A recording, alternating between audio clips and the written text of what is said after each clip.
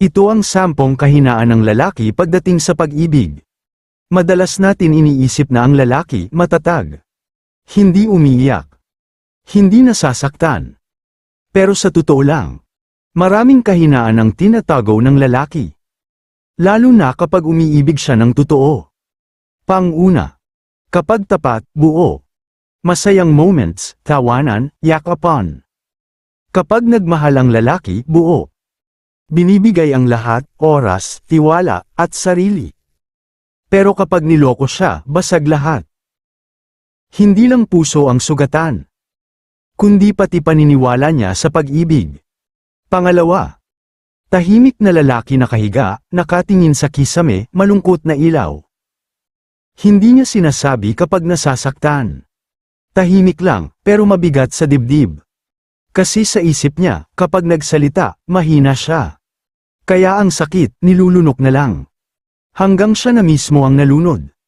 Masyadong maalalahanin na lalaki tumitingin sa mga lumang chat o litrato. Lahat ng detalye, tandang-tanda niya. Yung mga pangako, tawanan, at simpleng, ingat ka. Hindi siya nakakalimot.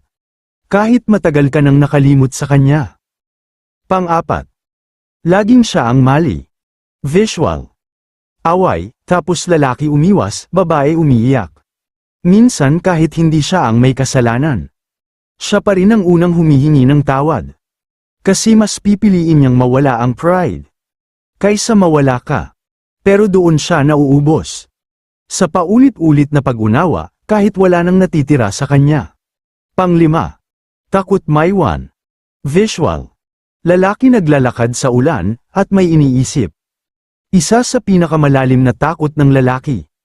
Yung maiwan, kahit ibinigay na niya ang lahat. Kaya minsan, kumakapit kahit alam niyang tapos na. Kasi para sa kanya, baka bukas, bumalik ka pa. Pang-6, pinipiling maging matatag. Visual. Lalaki sa trabaho, pagod pero pilit nakangiti. Sa halip na umiyak, nagtatrabaho. Sa halip na magreklamo, tahimik lang.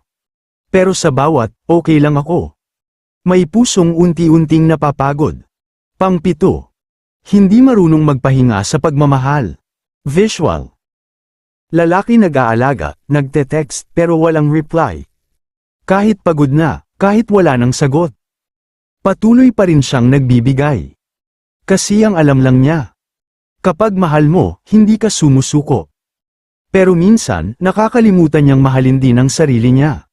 Pang-8, ego at pride. Visual. Lalaki